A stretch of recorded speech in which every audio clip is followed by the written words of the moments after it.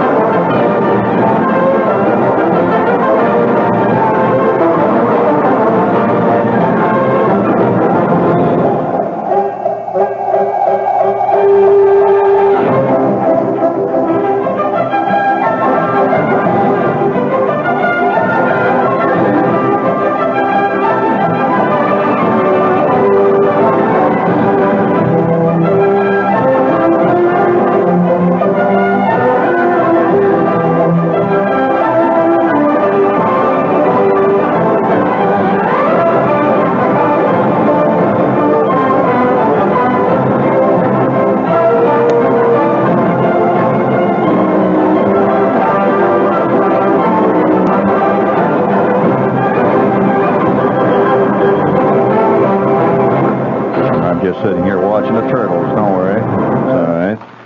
Let's see. We have a thing here. Where did I put this here? Yeah. All right. I'm here. Yeah. Hello. 1, 2, 3, 4. Oh. 1, 2, 3, 4. We're just testing. I want to test. It really makes you feel official. Hello test. Hello test.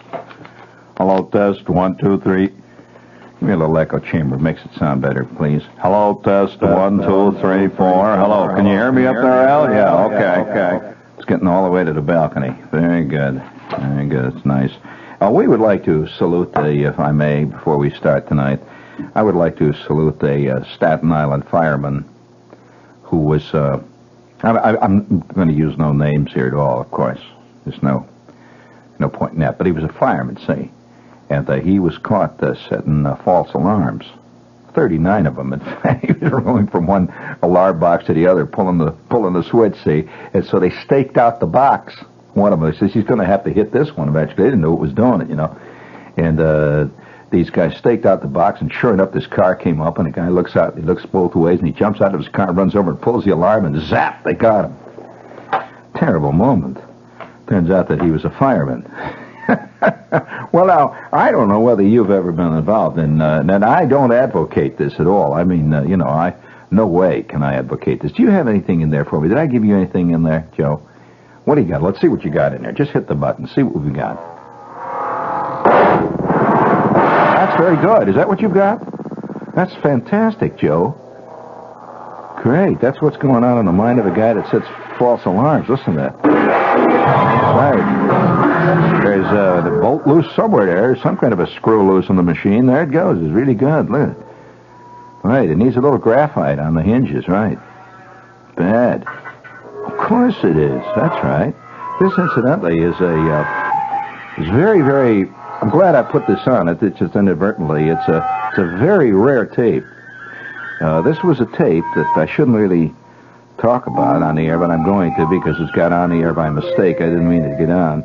This is a tape that was actually recorded in the laboratory of an unnamed mad scientist who is working in the state of New Hampshire.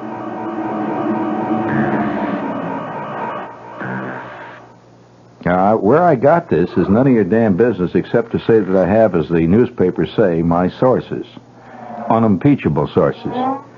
Now, they got political sources, but I got chicanery sources, which are even better than the newspaper, and my source has given me this authentic record, a tape that was made with a hidden tape recorder in the laboratory of a mad scientist. He has to be mad, which sounds like this. This is no guy that's down there working on a new buttonholer or something, you know, for Westinghouse. This is a mad scientist working in the state of New Hampshire, and he is cleverly disguised. His cover, for those of you who want to look into this a little closer, his cover is that of...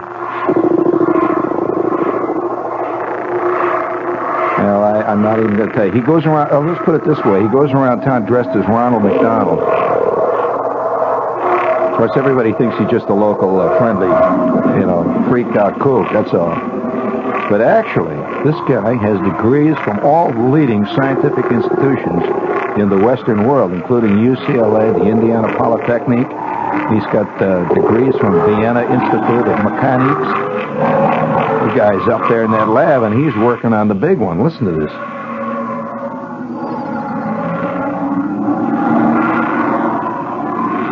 Furthermore, I have some incredible 8mm, super 8mm pictures of the machinery as it's working up there. It's incredible. Big sparks flying, and it's got those curly-looking glass things with the bubbles going up and down in them. It's got it all. It's got two big balls, and the sparks go flying between it. There it goes. There, see? What do you think he's doing? That's the only piece of information we could not get, what he's working on. Of course, that's the problem with mad scientists. In general, a mad scientist is searching for world domination. Every mad scientist I've ever run into, in fact, I had lunch with one the other day, the only thing he wanted was to control the world.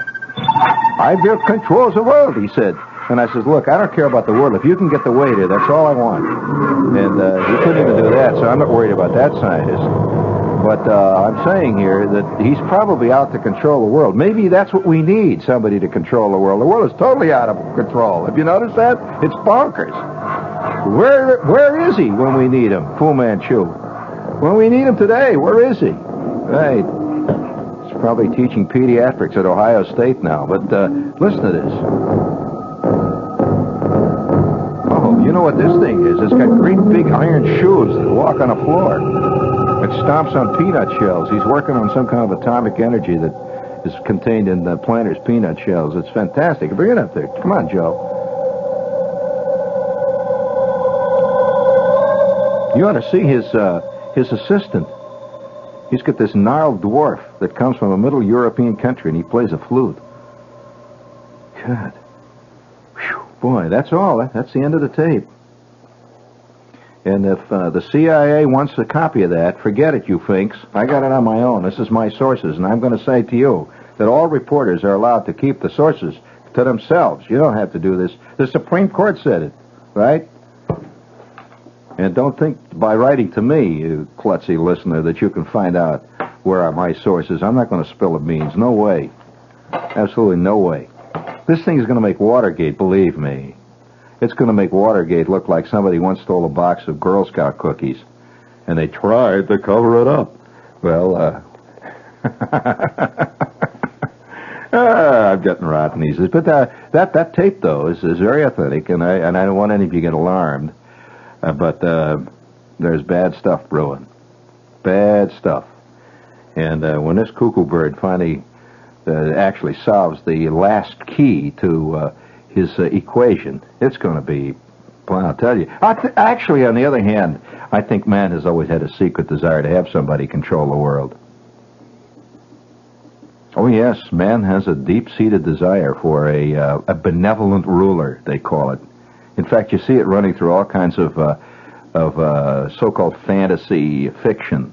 For example, Shangri-La, Lost Horizon, a benevolent ruler. And that's the dream of man. Can get this guy somehow that has incredible knowledge of everything. He knows the secrets of all the universe, and he has nothing but beautiful thoughts about everybody. And he sits on top of a high throne and wears long white filmy robes. And he says things like this, typical classical wisdom of that type of ruler, in fiction as well as in fact. A little echo chamber, Joe. He says things like this. I say unto you, all my faithful subjects, I say that as the peony blooms in the spring, and as the petals fall upon the quiet sea of tranquility, man is destined to love man. Oh, my God. And then the whole crowd fall on their knees and say, oh, man, that bums me out. That far out. Oh, whoa, that's the truth. See, that's called the guru syndrome. Man has always had a desire for a benevolent, all-seeing, all-knowing, all-human, all-understanding, all-everything creature to rule them.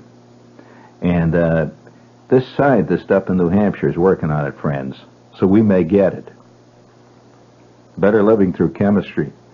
Actually, that reminds me, it's commercial time. I'll lay a little goodie here on you.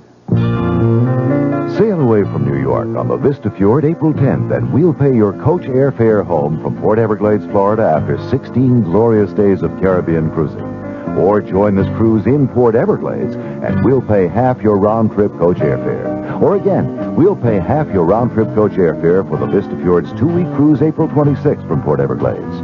That's Norwegian America Line's sensational offer on the spacious and luxurious Vista Fjord's newly scheduled spring West Indies cruises. You've always wanted to take a Norwegian America Line cruise, so don't miss this remarkable bonus offer and the warm welcome from the Vista Fjord's European crew. See your travel agent or call Norwegian America Line 212-944-6900. The Vista Fjord is registered in Norway with 65 years of world cruising experience behind her. Vista Fjord, welcome aboard.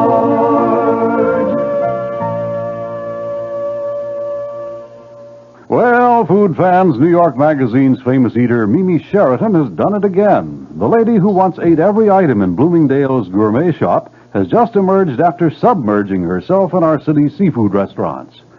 Now, this is no fish story. Miss Sheridan ate 200 seafood meals in 72 restaurants in the 5 boroughs. And this week in New York Magazine, she rates the best of them for you. You'll also get a great pull-out guide to the city's seafood. So get this week's New York Magazine, and if you run into Mimi Sheridan, buy her a lamb chop. Remember when they used to call our flag Old Glory? And Americans were proud to be called Yankee Doodle Dandies, and you felt a tingle when you heard the circus was in town and you ate cotton candy? Well, these wonderful things are here again in the all-new special bicentennial edition of Ringling Brothers and Barnum and Bailey Circus.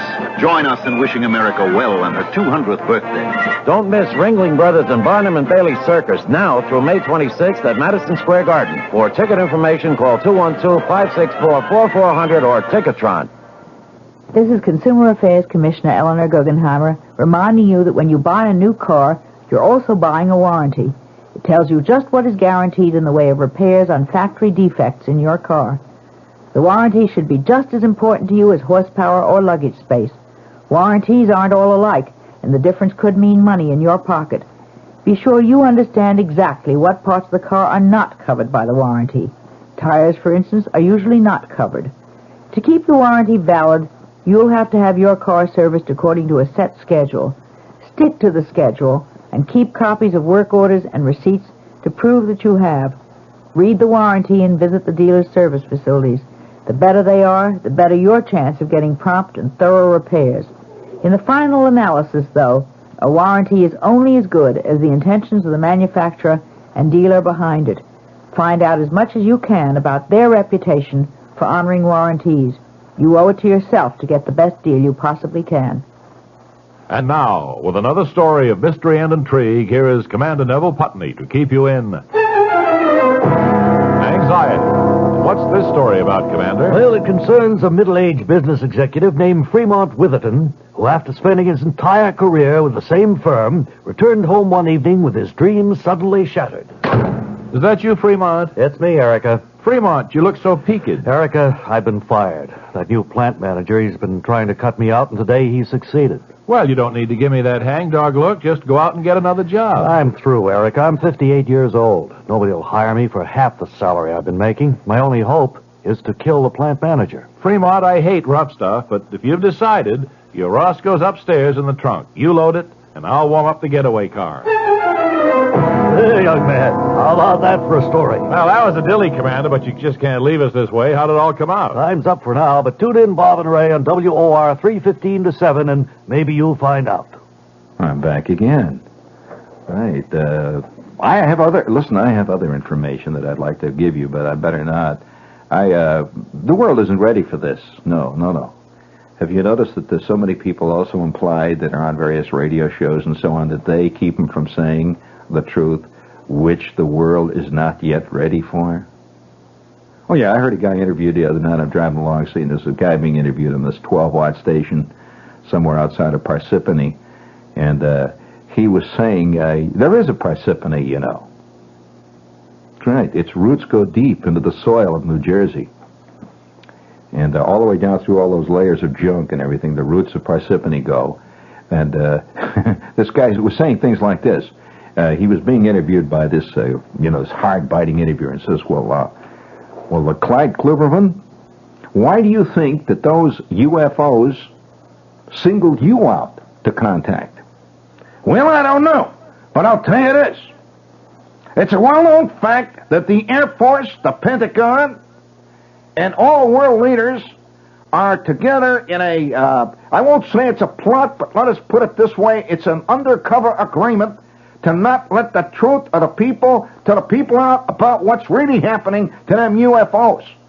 We have tracked them UFOs now for over 20 years. Me and my wife, Emily, have seen them 34 times alone in the last month. And you think they're letting that out? No, I'll tell you why they're not. Because they know that the people will panic. And when the people panic, the whole civilization will crumble because of this news. But there are certain people which have been signaled out by the UFO types, the Venusians that I was in contact with. They have selected certain people that they know will not panic, certain more intelligent people, like me and Emily. And they have contacted us, and I have no idea why they contacted me and Clyde when we was walking around at the lumberyard. All of a sudden, we're in this flying saucer, and they are showing us that they have devised an instrument which will make man live forever, and they can talk our language, you know. They have an electrical thing that they are way ahead of us in science, see, and they can read your mind, and they can tell what all the questions we wanted to know. Well, then when they throw us back on the ground, we was instructed to come to your radio show and to tell the people that they are being contacted by friendly visitors from outer space who realize that man is about to destroy himself with atomic warfare, and they have come to us at long length. They've been watching us for hundreds of years. They've come down.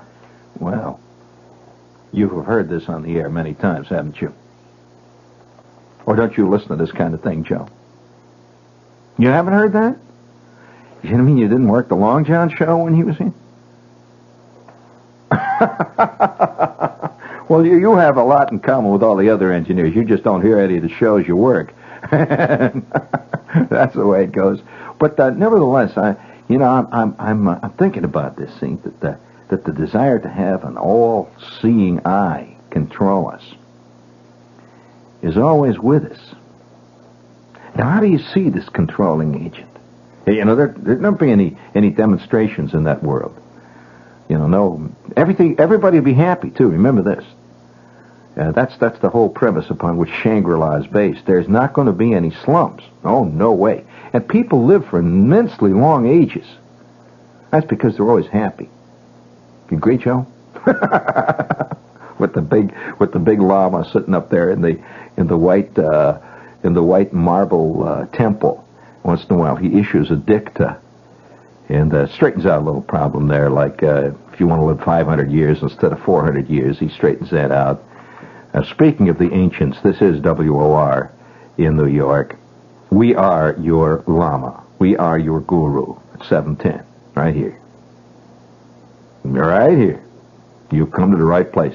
Now, if you'll move a little bit closer to your radio, I'll give you a demonstration of the vast powers that we have. Would you please move closer to your radio, please, congregation? Move up a little bit here. So let's fill up the front rows here in the pews. Come on, move up. Okay. Now that you're all up here next to your radio, I want you to put your hand on the top of your radio. Now, if you're using one of these little cheap Japanese transistor types that's about the size of a box of matches, it will not work. That's, you go cheap, you get cheap, right? It will not work. Now, if you have a real radio, the kind with the dial that lights up and all that, put your hands on top of the dial, on top of the radio. Just put them up there. That's right. Just lay your hands, both hands, on top of the radio. That's it. Put them up there. Right there. See? You've never done that in a long time. Just put your hands up there, both of them. Just lay them on there. Now, what do you feel? No, Joe, that's not a radio, for God's sake. Stop it. That's a tape splicer. That'll only take your knuckle bone off. That's all. Now put your hand on top of the radio, friends out there. There you go. All right, friends. Now just concentrate. I want you to concentrate. Concentrate. Get rid of everything in your mind. Forget the light bill. Forget the phone bill. Forget your wife, Clara. Forget everything. Concentrate on the radio. Put your hands on it and concentrate. Just see it in your mind. Concentrate. Okay, concentrate. All right. All right, everybody. Okay, I'm sorry. That was my cue for the echo chamber, Joe. That's all right. I know you can't read my cues. That's okay. When in doubt, give me bogey. All right. So just concentrate now, and I want you to feel this. Now, come on. Turn that thing up, Joe. All right.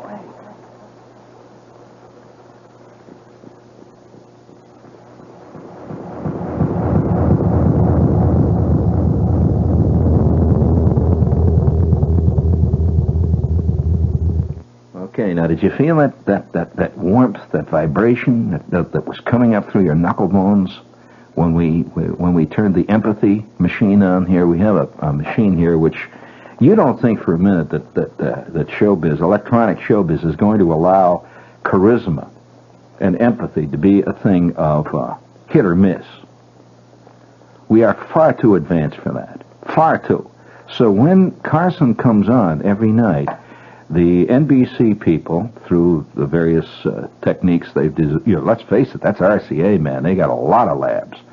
They have a subliminal charisma machine, which injects a certain set of frequencies in the color tape that this is being broadcast on. As you watch it on television, you're sitting there, you say, oh, I love it, boy. Look at the way he thinks with the ear. Oh, Johnny's so good. You can't figure out why you like Ed McMahon, can you? I mean, if you knew a guy like that in the office, you'd say, will you shut up, you loud mouth? For God's sake, sit down, will you? But somehow you like him, don't you? You haven't asked yourself why you like him. Why do you like Johnny Carson? He sits there, messing with his ear all the time. Does the same thing every night with the golf swing, and he looks over at the orchestra leader. The guy comes out with the beard. Every orchestra leader he's got a beard going back through Skitch Henderson, with the funny jackets, and they make a little thing. And every night you keep watching. Have you wondered why? I'll tell you why. 210DL. You never heard that phrase, did you? 210DL is a highly secret development of electronics. That's the code name of the project, as the code name of the machine that resulted from this project. The 210DL is no larger than your average radar oven. It's just a little piece of gear. It's set in a 6-foot rack over there at NBC, along with all the other. It looks exactly like a lot of the other stuff, except that there's a red button on it, a green button, and a black button. The black button turns it off. Touch the green button, it turns it on, and they touch the red button, and it goes on full. Has no meters on the front. This baby feeds in a series of highly complex waveforms into the color tape machine. It's not visible at all. It's highly complex waveforms that are fed in that are picked up by your TV set. They have discovered that these waveforms, when you're picked up by the human eye and ear, it's a combination of eye and ear, result in a highly pleasurable feeling of almost uncontrollable love and empathy.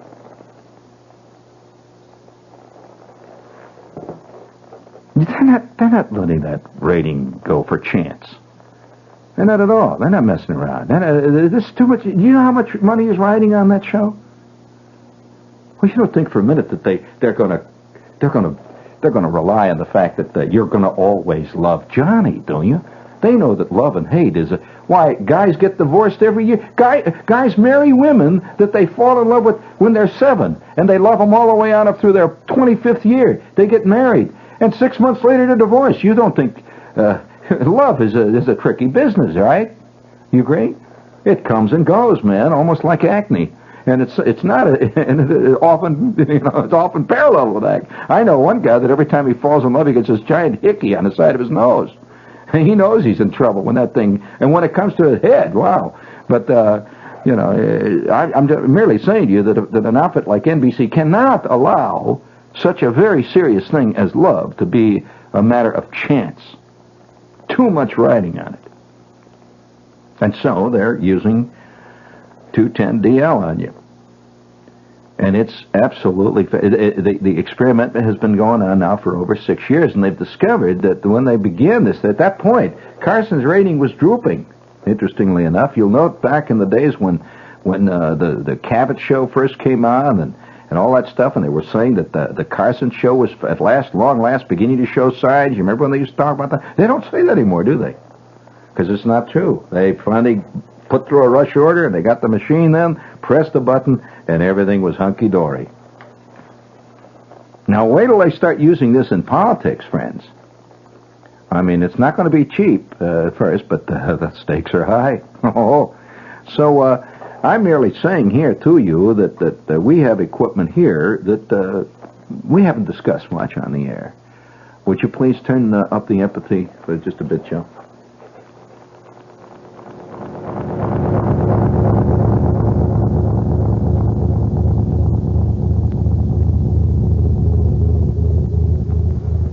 We're the only radio station on the eastern seaboard that's equipped with this equipment, which was developed, curiously enough, in Holland. It was developed by Philips of Holland, and it's been I really shouldn't talk like this, but you know that this radio station has absolutely clobbered the rest of the opposition, the various other radio stations in town, with its ratings. Just incredible. You agree? You just saw the ARBs recently. We're just all the way up and down the line. And certainly our shows don't warrant this. There's no question about that. Of course not. It's just tremendous. Well, roughly 7 years ago, in cooperation with some Dutch scientists working for Philips of Holland, we began to experiment with this equipment. And now, of course, this stuff's been working fine for about 2 years. And we're impregnable here. We have the North American franchise on this equipment. No other station can have it. No way.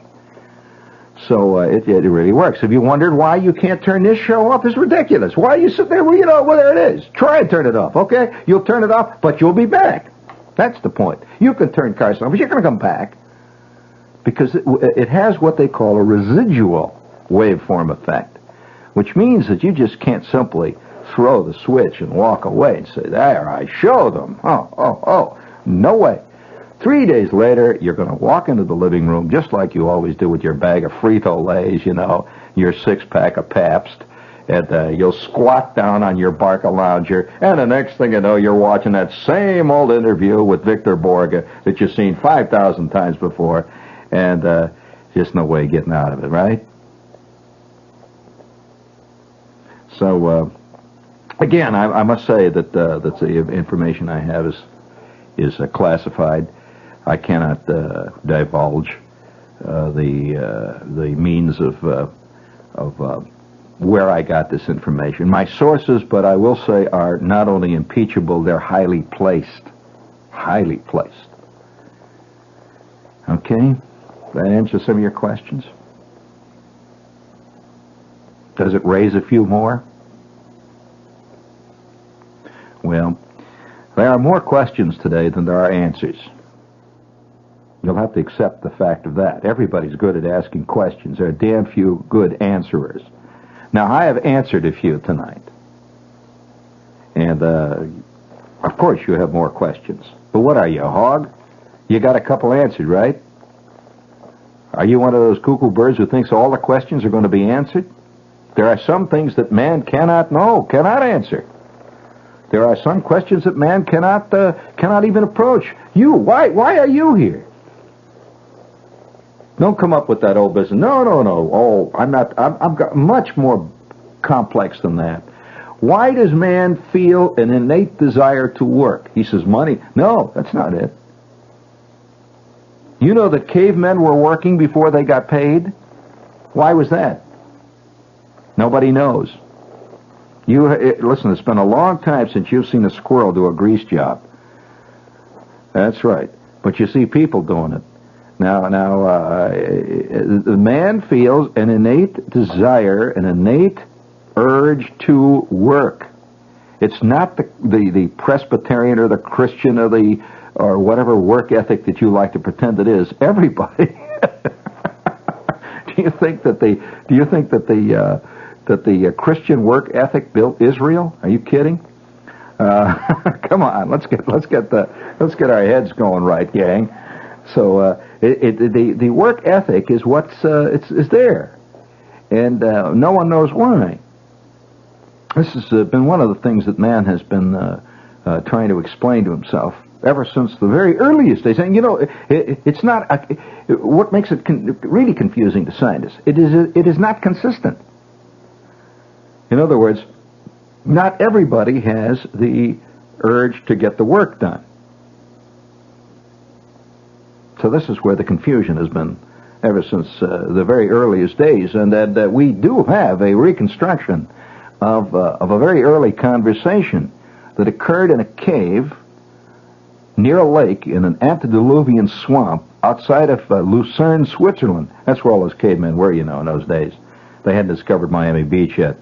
And all those cavemen were hanging around in France and Switzerland and places like that in those caves, and they were drawing birds and stuff on the walls. Now, that was not actually work. That was more or less of handicraft, hobbies. But when the first divergent creature or character or individual from the general work ethic developed, it was an important moment in man's history. All these little milestones. There were two cavemen, one named Og, son of fire, and the other one was named Charles. He was known more commonly as Charlie to his friends in the cave. And they looked almost exactly alike. You've seen one caveman, you've seen them all. He had a lot of hair, fantastic amount of hair. They had not discovered the Robert Redford shag, as they call it downstairs at the Hair Engineering Corporation. And, they had a lot of hair, and they had foreheads that were not any bigger than, the width of your fingernail. It had these little foreheads. And they had deep receding chins. They had great incisors, tremendous canine teeth, too. They were meat eaters, bark chewers. That's another thing they were. They were bark gnawers.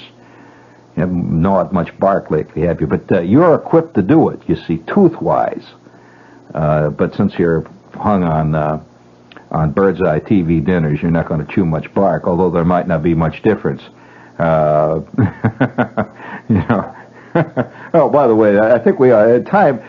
We have to give a little salute to those really unsung heroes of 20th century life. Those unsung heroes. Do you have that dum in there, Joe? And you can cut the Let's Dance bit, because it's time now to salute an unsung hero of our time. All right, everybody, let's dance. I said cut it. That's all right, it got on. But I want to say this to you, gang. I want to salute all of you out there who are served TV dinners and serve them with a great flourish, like, guess what's for dinner tonight, Howie? And, down comes the TV dinner with the meatloaf and gravy.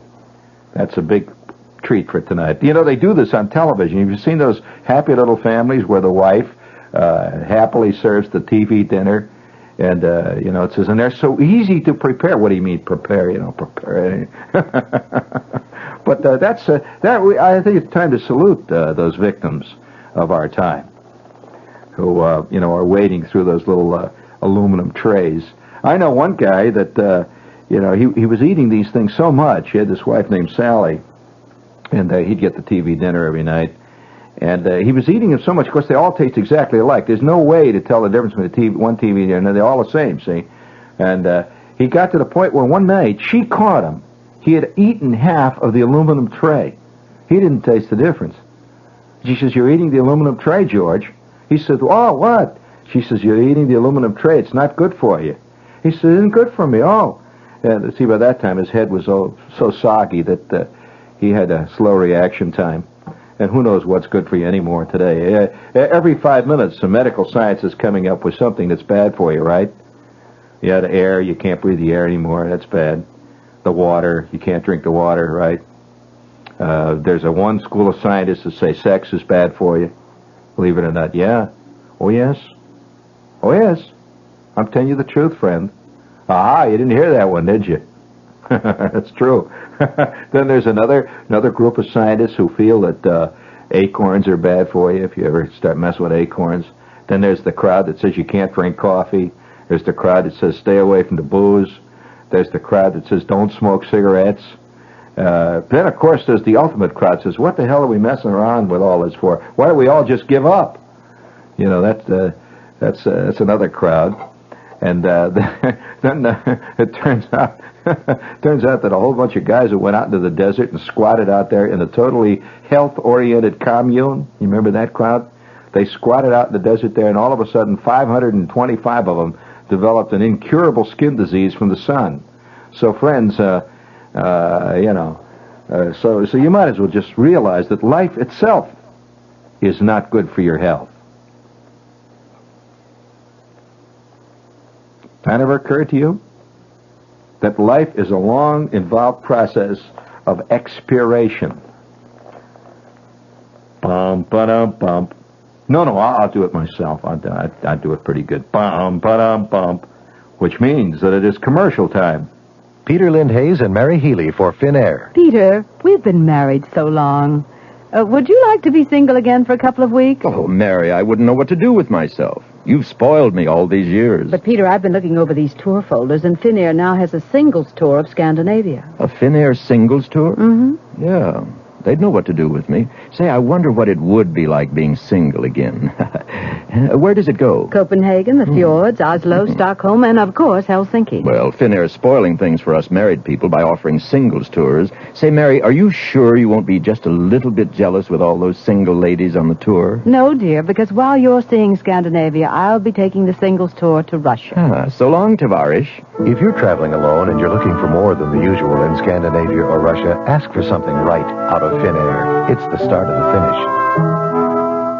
Peter was talking about Finnair's highlights of Scandinavia for singles. If you'd like a free colorful brochure with all the details, write WOR New York 10018 or see your travel agent. The following is an important message from Shopwell Supermarkets. Saving certificates can now be purchased at any Shopwell or Date Shopwell supermarkets on Mondays only. If you're a senior citizen or using food stamps, unemployed, or on welfare, you can save 10% with Shopwell's new saving certificates. You can buy these saving certificates on Mondays only at all Shopwell stores. They're redeemable any day at any Shopwell supermarket for all Shopwell purchases except cigarettes and beer. So, if you're a senior citizen or using food stamps, unemployed, or on welfare, and you want to save 10%, visit any Shopwell supermarket for complete details. Shopwell, they really want to help.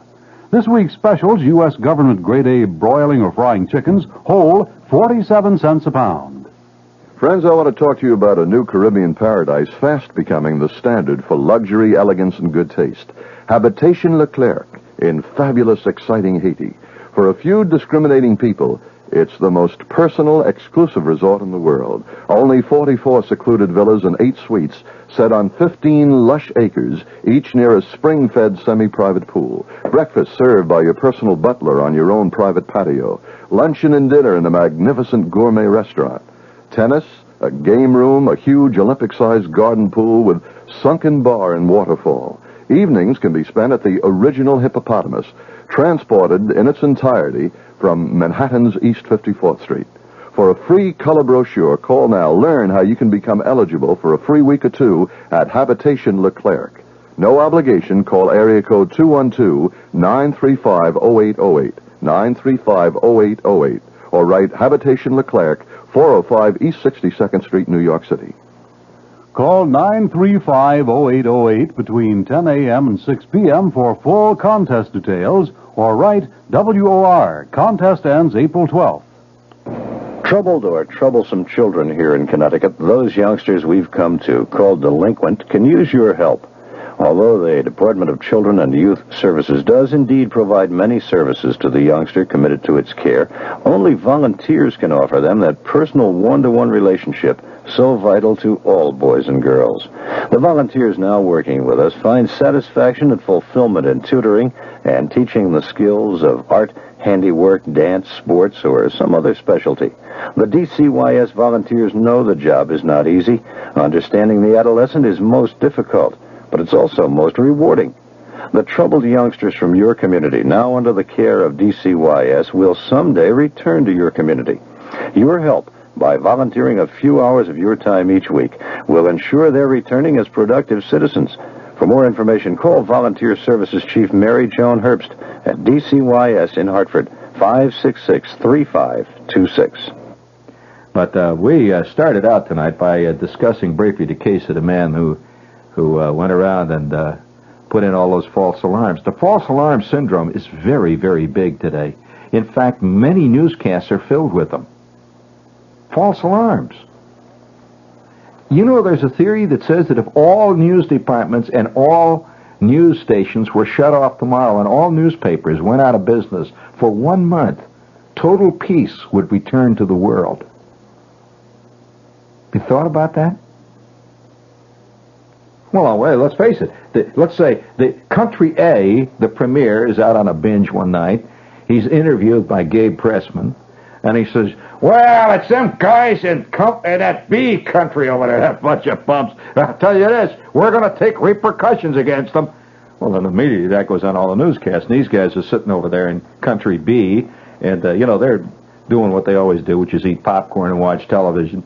And all of a sudden, on the news comes the premier of Country A, and he's saying, we're going to take repercussions against Country B, them guys with the funny ears. And at that point, the premier is called upon to make a statement in Country B. He makes a statement.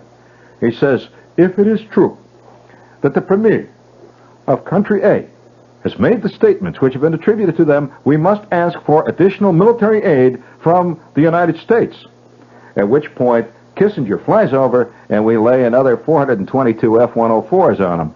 And, of course, then Country B, which has got all the F-104s, hears about that on television. And immediately then, the premier says, we are up in arms. We have not gotten the same military aid as Country B, which, of course, is a known aggressor. And as a known aggressor, they are getting, once again, aid from the imperialist running dogs of the United States of America. Kissinger, better get over here quick, or we're going to cut off their supply of popcorn. At which point, Kissinger runs over, and he lays 4,104s on Country A. Now, if none of that stuff had ever gotten on the news, Country A and Country B would have still continued to do what they always do, walk around, eat popcorn, watch the reruns of Cannon, and it just keeps building up. And, in fact, one strike begets another. A whole bunch of guys, that are sitting out there in the tennis shoe retreading union. They're happy, they're retreading tennis shoes, everything's going along. One day, one guy picks up on the news, he's watching the news, and he sees this labor leader say, and I tell you that the laboring man, he's got to have at least a 75% raise. We are going to demand a 300-day vacation a year, and we are going to have a guaranteed income for life, and a guaranteed job from the age of 4, and retirement at the age of 16 with full pay. And he's sitting there, what the heck is this? And the next thing you know, the tennis shoe retreaders are out on strike, and all the NA all the NFL teams can't play, or the NAP, or the NBA, or whatever those basketball players are, because their tennis shoes are wearing out. All the bookies are up in arms, and all the... Oh, it just goes on and on and on, see? So, maybe if you cut off all news for one solid month all over the world, this is Shepard's solution to the world problems. The false alarm syndrome will not be as prevalent. Oh, yes, there'll still be a few bits of trouble in the world. Guys are going to get bad knees. Guys' wives are going to hit them in the mouth with a frying pan. Guys will get mugged. But I think there'll be a general quieting down of the hoopla. We ought to declare a 1 month, like we declare a ceasefire, we declare a 1 month moratorium on testing A-bombs. We ought to have a 1 month moratorium on all news. And then Walter Cronkite could come on and tell funny stories every night, do card tricks.